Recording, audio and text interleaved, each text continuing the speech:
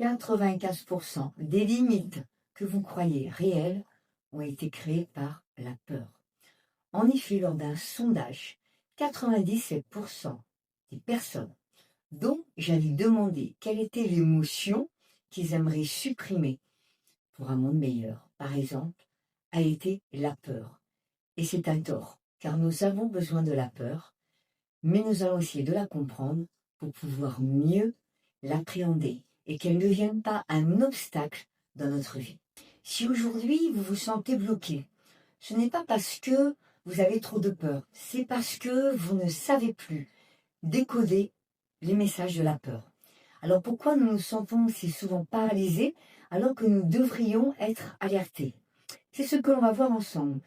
Je vais vous lister 7 peurs principales qui dirigent nos vies en sous-marin pour que vous puissiez enfin reprendre les commandes. Les peurs sont des pilotes automatiques et ces petits pilotes automatiques intérieurs nous dirigent.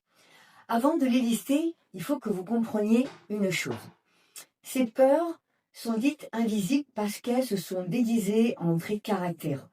Nous pensons être par exemple des perfectionnistes, alors qu'en réalité, nous sommes terrorisés par l'échec. Nous pensons être gentils et serviables, alors que nous sommes dévorés par la peur de ne plus être aimés par l'autre.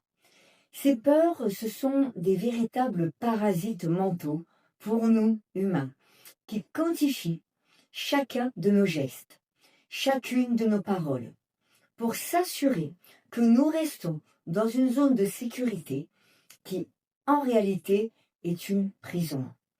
Elle ne s'exprime pas par des cris ou par des micro-décisions. C'est un message qui nous est envoyé et ce message, c'est une idée que nous gardons de nous-mêmes, ce projet que nous remettons à demain. Elle grignote petit à petit notre puissance, notre discernement, jusqu'à ce que nous sachions plus qui nous sommes vraiment derrière ce masque de survie, le masque de nos peurs. Peur numéro 1, la peur du regard des autres. C'est sans doute la peur la plus répandue, la plus paralysante. D'ailleurs, Napoléon Hill l'expliquait déjà, l'homme a plus peur de ce que ses voisins pensent de lui que de sa propre faillite. C'est cette peur qui te dicte ta façon de t'habiller, de parler ou même de rêver.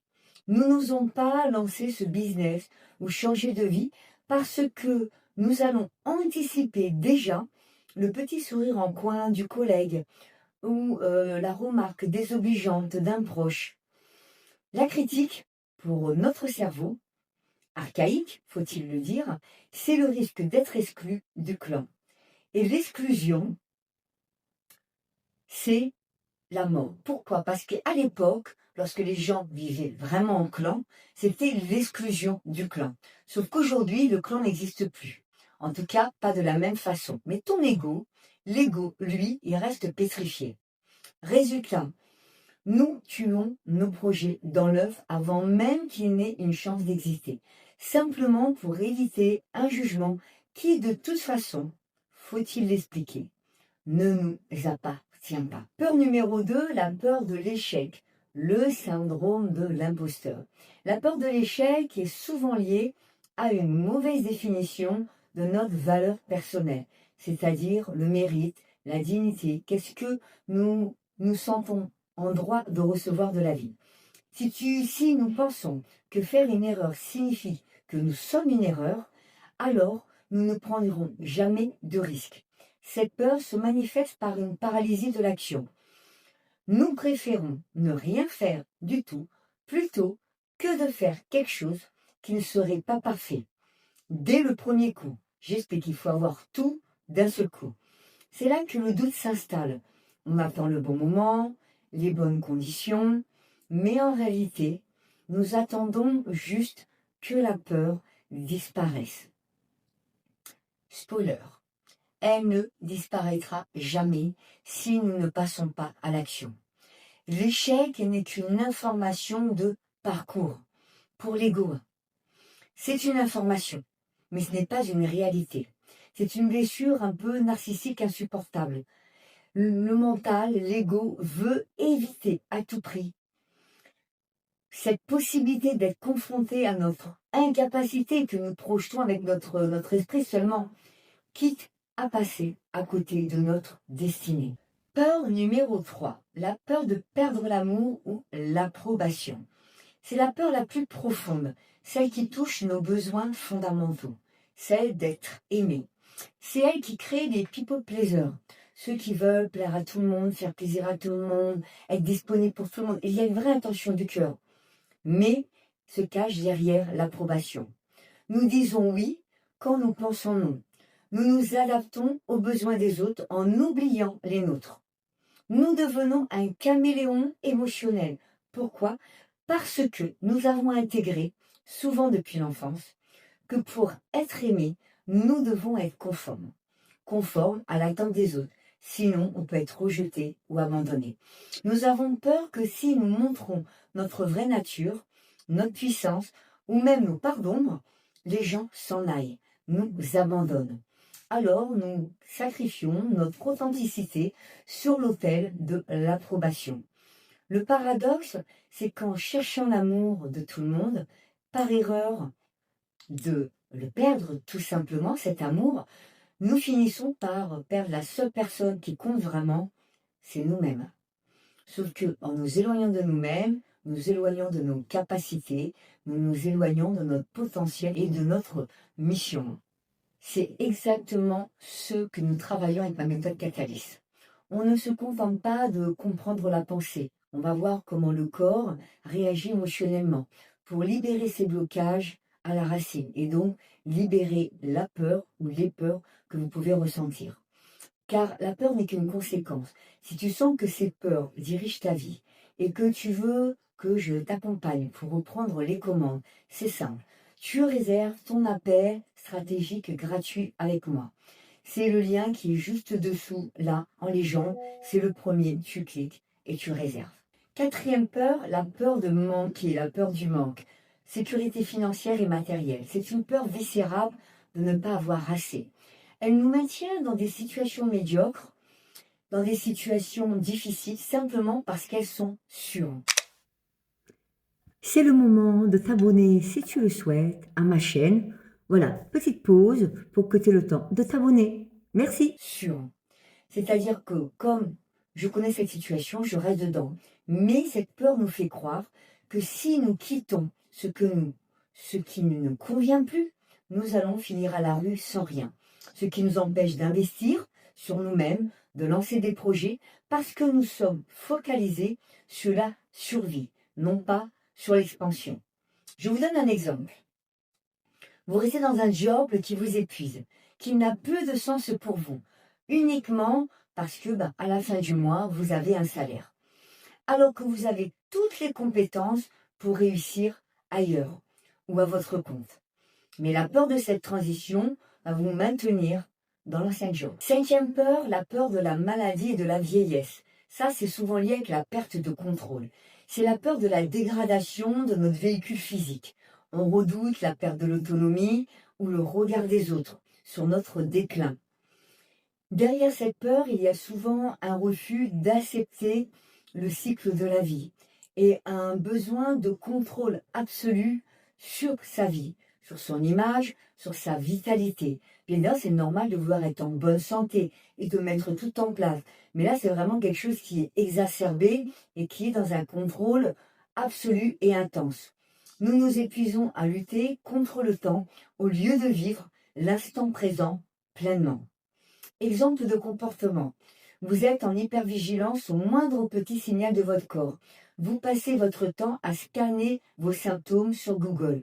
Vous vous imposez des routines de santé extrêmes, sur pure angoisse, sans aucun plaisir.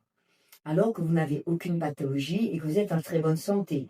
Je le précise, quelqu'un évidemment qui a des pathologies, qui soit à l'écoute des signaux de son corps, ça c'est très important. Peur numéro 6, la peur de l'inconnu, le changement. Ça, c'est la peur du vide.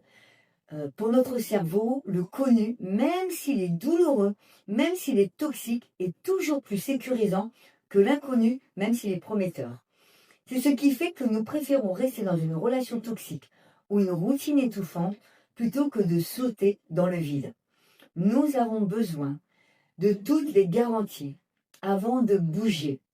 Mais dans la vie, les garanties n'existent pas. Exemple de comportement.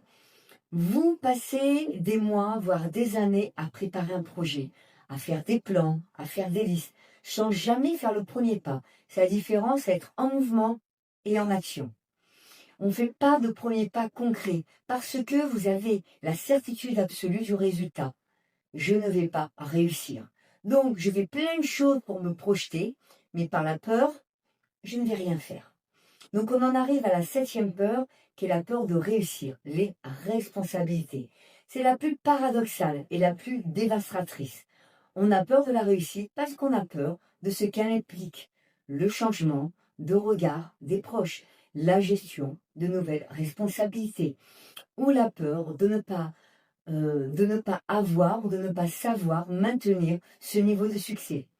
On s'auto-sabote juste avant d'atteindre le sommet pour retourner dans notre zone de confort où personne ne nous attend au tournant, où personne ne va nous regarder, nous juger, où nous n'aurons pas besoin de nous montrer. Exemple de comportement, alors qu'un projet décolle enfin, vous oubliez soudainement un rendez-vous crucial. Vous tombez malade ou vous créez une dispute inutile qui vient freiner votre élan. Le cerveau, le corps va créer quelque chose qui est cohérent avec votre peur et donc crée cet échec avant même que les choses soient lancées. Ces 7 peurs font partie de notre condition humaine, mais elles ne doivent pas être notre plafond. Pour savoir si nous sommes face à une peur qui nous protège ou une peur qui nous bloque, posons-nous cette question simple. Est-ce que j'agis par peur ou par amour? Attention, pas amour de l'autre. C'est-à-dire, oui, je mets une relation toxique, mais par amour de l'autre, je reste avec. Non, l'amour de soi-même. Même s'il y a de l'appréhension, est-ce qu'il y a un élan d'amour pour vous-même et pour votre projet qui justifie la traversée de cette émotion? Si la réponse est oui, alors cette peur est juste un signal que vous êtes en train de grandir. Si la réponse est non, c'est que c'est votre ego qui est en train de vous maintenir dans une cage qui ne vous appartient plus. N'oubliez pas que ce sont ces peurs qui souvent nous empêchent d'être alignés. Mais elles ne sont que la conséquence de blessures plus profondes. On ne peut pas toujours résoudre seul avec la seule volonté. En tout cas, si cette vidéo t'a aidé à y voir plus clair, n'hésite pas à la partager à quelqu'un qui en a besoin en ce moment. Pense aussi à t'abonner et à laisser un petit like. Pour toi, c'est un petit geste de quelques secondes, mais pour moi, ça permet un soutien à ma chaîne. Ça donne un signal positif à YouTube. Donc, c'est un soutien énorme qui va permettre à l'algorithme de reconnaître mon travail et de permettre à ces messages d'être en avant et de pouvoir peut-être aider quelqu'un d'autre qui a besoin de comprendre ça. Je remercie tout le monde d'avoir été là. Merci pour votre soutien. Je vous dis à très vite pour une prochaine vidéo.